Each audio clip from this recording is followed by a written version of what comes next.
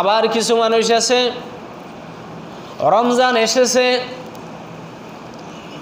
রমজানের প্রথম কয়েকটা রোজা রাখে, আবার শেষের দিকে কয়েকটা রোজা রাখে, লাইলাতুল কদর দিয়া শুরু করে প্রথমে কয়েকটা রাখে, শেষে কয়েকটা রাখে। সারা দিনের নামাজের কোনো খোঁজখবর থাকে না, জুমার দিনের নামাজটা আদায় করে। এই রকম মুসলমানও আমাদের সমাজে, আমাদের দেশে, আমাদের পরিবারে আছে না নাই? তাহলে এখন কয় ক্যাটাগরির? অনেক ক্যাটাগরি আছে, 4 ক্যাটাগরির। আমি যেটা বলছি আমি কি বানাইয়া বলছি নাকি আমাদের সমাজে এরকম আছে? আচ্ছা, এবার বলেন, এবার নিজেরা একটু পারস্পরিক মানে আমরা শরীয়তের বিষয়টা জানার চেষ্টা করি। আমি শুরুতেই বলেছি 5 ওয়াক্ত নামাজ পড়া কি? আওয়াজ দিয়ে বলেন না, 5 ওয়াক্ত নামাজ পড়া ফরজ। না পড়লে শাস্তি ভোগ করতে হবে কি হবে না? আচ্ছা, রমজানে রোজা রাখা, বলেন না, আওয়াজ দিয়ে বলেন না, রমজানের রোজা রাখা। রমজানের রোজা যদি না রাখে তাহলে শাস্তি ভোগ করা লাগবে কি লাগবে না?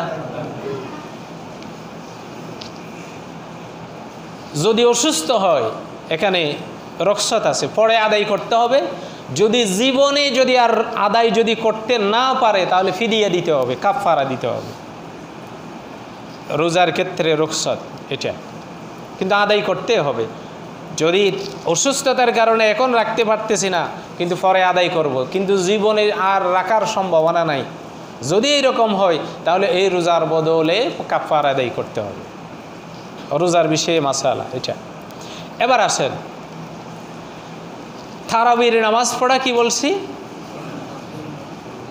আওয়াজ দিয়ে বলেন না, তারাবির নামাজ পড়া সুন্নাত। লাইলাতুল কদরের রাত্রে জাগ্রত অবস্থায় আল্লাহর গোলামি করা, এটা কি? আওয়াজ দিয়ে বলেন না, এটা কি? আমরা অনেকে জানি না, সুন্নাত। এটা কি?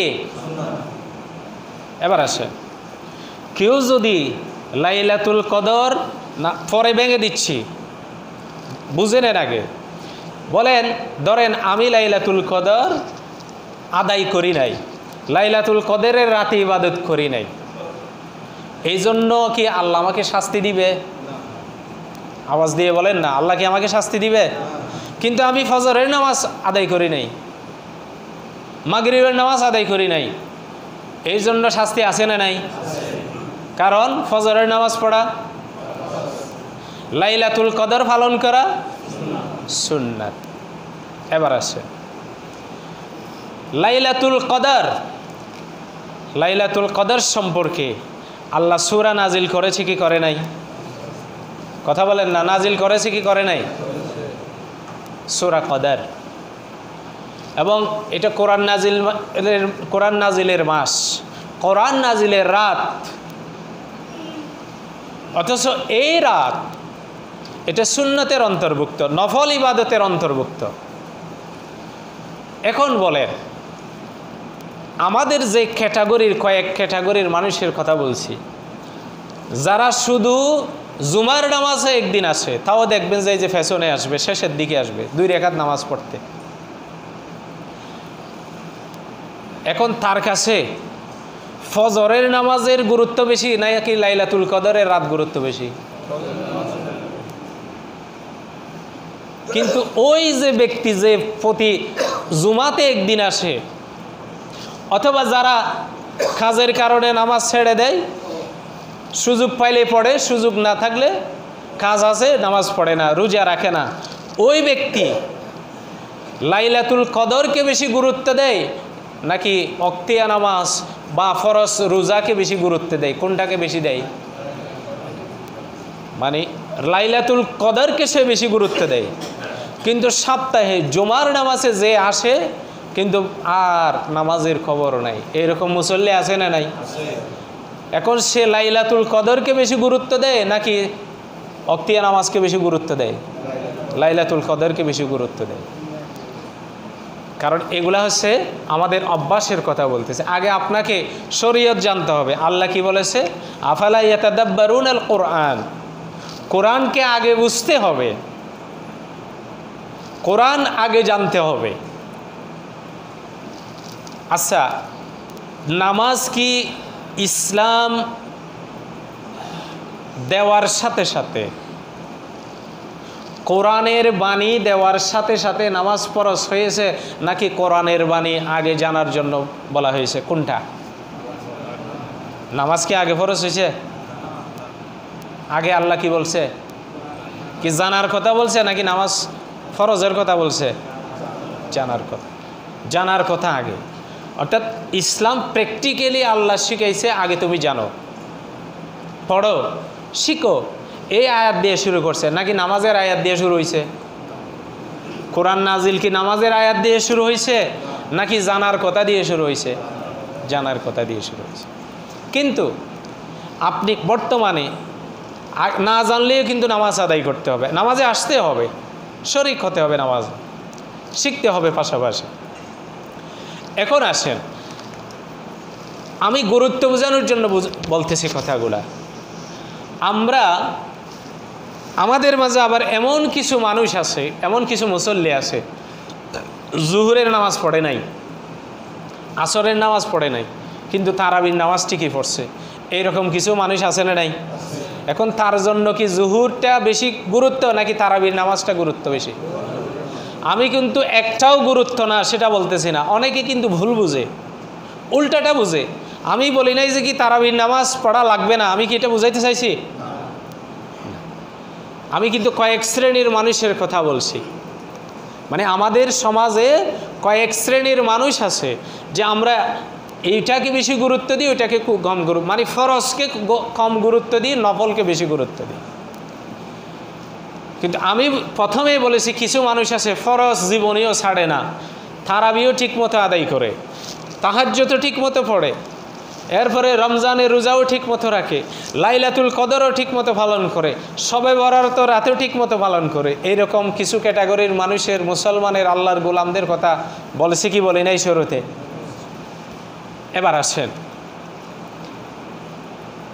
তাহলে এখন লাইলাতুল কদর কার জন্য? তারাবির নামাজ কার জন্য? তারাবির নামাজের পুরস্কার পাবে কে? এখন যে জোহরের নামাজ পড়ে নাই, আসরের নামাজ পড়ে নাই, কিন্তু তারাবির নামাজটা পড়ছে, আল্লাহ কোনটার উপর খুশি বেশি? তারাবির নামাজের উপর, ফরজ নামাজের উপর। তাই বলি কি আমরা তারাবির নামাজ ছেড়ে দেবো, এটা বুঝাচ্ছি না। আচ্ছা, এবার আসেন, এবার আরেকটা পয়েন্টে বসা, যেহেতু সময় সংক্ষেপ। এবার আসেন, যেমন মনে করেন আপনার কোম্পানিতে বা আপনার ইন্ডাস্ট্রিতে বা আপনার দোকানে বা আপনার কাছে একজন মানুষ চাকরি করে সারা বছর, যে আপনি বেতনদারি রাখছেন, সে প্রত্যেক দিন আপনার কাজে আসে। ধরেন দৈনিক 12 ঘন্টা আপনার ডিউটি করতে হয়। এখন সে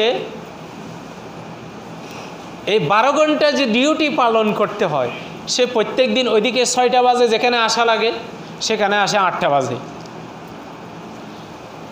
যেখানে শেষে 6টা বাজে ছুটি চলে যাইতে হয়, ওখানে দিনের 4টা বাজে চলে যায়। এখন তারে আপনি প্রত্যেক দিন বলেন, তার মানে আপনার যে আপনার অধীনে চাকরি করে সে কি তার কাজটা ঠিকমতো কি আদায় করে? আওয়াজ দিয়ে বলেন না, ঠিকমতো কি আদায় করে? তার ডিউটি পালন করার সময় কয় ঘন্টা? 12 ঘন্টা। কয় ঘন্টা বলেন তো? 12 ঘন্টা। এখন সে কিন্তু আপনি তারে প্রত্যেক দিন বলেন যে তুমি এত তাড়াতাড়ি দেরি করে আসো, কিন্তু তাড়াতাড়ি চলে যাও, কিন্তু বেতনগুলো ঠিকই নাও। এরকম আমরা বলি কি বলি না? আচ্ছা, বছর শেষে ঈদ যখন আসছে, সব জায়গায় চাকরিজীবীদেরকে বোনাস দেয়। তখন সে যদি আপনার কাছে আসি যদি বলে যে মালিক আমি তো 12 মাস চাকরি করলাম, ঈদ আসছে, আপনি আমার বোনাস দিবেন না? আপনি কি বোনাস দিবেন? বোনাস কি দিতে মন চাইবে? আওয়াজ দিয়ে বলেন না, বোনাস কি দিতে মন চাইবে? কারণ কেন? সে সারা বছরে ফাঁকি মারছে, ডিউটি ঠিক মতো আদায় করে নাই, এরপরে আপনি বেতন দিছেন, এরপরে আপনার যেটা তার দেওয়া অধিকার সেটা আপনি দিয়ে দিছেন, কিন্তু সে তার ডিউটি ঠিক মতো আদায় করে নাই। এখন আসি আবার উল্টা কি খুঁজতেছে, বোনাস খুঁজতেছে যে আমার বোনাস দেন। কিন্তু আমরা কি বোনাস দেব? দেব না। এখন বলে আপনি যে আমার মালিক, যিনি আমার রিজিক দাতা, যিনি আমার পালন কর্তা, যিনি আমার উপরে দয়ার, তার রহমত, তার মাগফিরাত, তার সব কিছুর দরজা আমি গোলাম হিসেবে আমার জন্য খুলে রেখেছে, কিন্তু আমি সারা জীবন তার নাফরমানি করলাম, তার হুকুমের অবাধ্য হলাম, নামাজের ঠিক নাই, রোজার ঠিক নাই, আমার দান সৎকার ঠিক নাই, খতাওয়ালার ঠিক নাই, আমার কাপড় সুপড়ের ঠিক নাই, আমি আল্লাহর হুকুম সারা জীবনেই অমান্য করছি। এখন শবে বরাতের রাতে আসি, লাইলাতুল কদরের রাতে আসি, যে আমি যে বোনাস খুঁজতে আসছি, আল্লাহ কি আমাকে শবে বরাতের তারপরে লাইলাতুল কদরের বরকত কি আমাকে দিবে? আওয়াজ দিয়ে বলেন না দিবে? কারণ এটা যে বলেছে লাইলাতুল কদরে খায়রুম মিন আলফি শাহর, এটাতে 1000 মাসের চাইতে উত্তম। এই যে 1000 মাসের চাইতে উত্তমটা, এটা কি আপনি 100 বছর 1000 বছর ফরজ ইবাদত করেছেন, এটা কি 1000 বছর ফরজ ইবাদতের সাথে কি এই 1000 মাস তুলনা করছে, নাকি 1000 বছর বা 2000 বছর বা হাজার হাজার বছর নফল ইবাদতের সাথে তুলনা করছে? কোনটার সাথে তুলনা করছে? আল্লাহ যে দৃষ্টান্তটা দিয়েছে এটা কি ফরজের সাথে নাকি নফলের সাথে? মানে আল্লাহর কোনো গোলাম যদি হাজার হাজার বছর নফল ইবাদত করলে, হাজার হাজার বছর নফল ইবাদত করলে যে পরিমাণ সওয়াব, যে পরিমাণ পুরস্কার সে পাবে, এক রাতে সেই পরিমাণ পুরস্কার সে পাবে, ঠিক কিনা? তাহলে এটা কি নফলের কথা বলছে নাকি ফরজের কথা বলছে? তো এখন যদি কেউ সারা বছর নফল ইবাদত করে নাই, কিন্তু তারাবির নামাজটা ঠিক মতো পড়ে, কিন্তু দিনের বেলায় জোহরের নামাজটা নাই, তারপরে মাগরিবের নামাজটা নাই, আসরের নামাজটা নাই। অনেক মানুষ আছে দেখবেন, এই যে আমরা এখানে দেখি অনেক মানুষ আছে বেচা কিনা করতেছি, জিলাপি পেঁয়াজু, তারপরে এই যে ইফতারি বিক্রি করতেছি, ইফতারি বিক্রি করাতে আছে, কিন্তু মাগরিবের নামাজটা খোঁজখবর নাই। এরকম আছে না নাই? তাহলে তার যে এই যে এগুলার ভিতরে কি কোনো বরকত আছে? কথা বলেন না, বরকত আছে? অনেকে তো চেহারা কালো করে ফেলছে, যে তাইলে তো লাইলাতুল কদর যে মানে এক রাতে ইবাদত করি তাহলে তো শেষ। লাইলাতুল কদর হচ্ছে নফল ইবাদত, মানে আপনি হাজার হাজার বছর নফল ইবাদত করলে যে পরিমাণ, তার চাইতে এটা 1000 চাইতে উত্তম বেশি এক রাত। বলি আলহামদুলিল্লাহ। তাহলে পুরস্কারটা কার জন্য?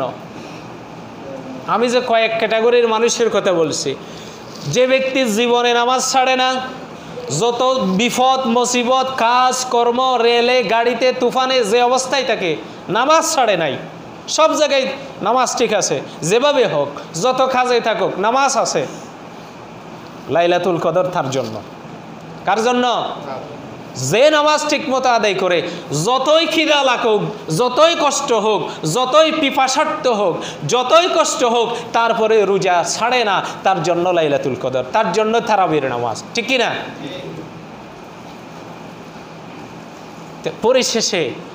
পরিশেষে যেহেতু আমাদের সম্ভাবনা বেশি, আজকে কিন্তু চাঁদ দেখা যাওয়ার সম্ভাবনা আছে। যদি আজকে না দেখা যায়, আগামীকাল অবশ্যই হবে। তা আমি অনুরোধ করব যে আমরা প্রত্যেকের কাছে এই দাওয়া, যে অবস্থায় থাকি না কেন, রমজানের রোজা ছাড়বো না। পারবো তো ইনশাআল্লাহ? 5 ওয়াক্ত নামাজ কখনোই ছাড়বো না। পারবো তো ইনশাআল্লাহ? এবং এটা যেমন ছাড়বো না, তারাবির নামাজও ঠিক সেভাবে ধীর স্থিরভাবে তাআদিলে আরকান ঠিক রেখে আমরা আদায় করব। পারবো তো ইনশাআল্লাহ? এবং প্রতি রাতে সেহরি খাওয়ার আগে আমি যেন অন্তত পক্ষে আমার মালিকের সামনে দাঁড়িয়ে আমি যেন 2 রাকাত নামাজ আদায় করব। পারবো তো ইনশাআল্লাহ? আমি অন্তত কমসে কমের কথা বলতেছি, পারবো তো ইনশাআল্লাহ? আল্লাহ রাব্বুল আলামিন আমাদেরকে আমাদের আমলের মাধ্যমে আমরা যেন আল্লাহর সন্তুষ্টি অর্জন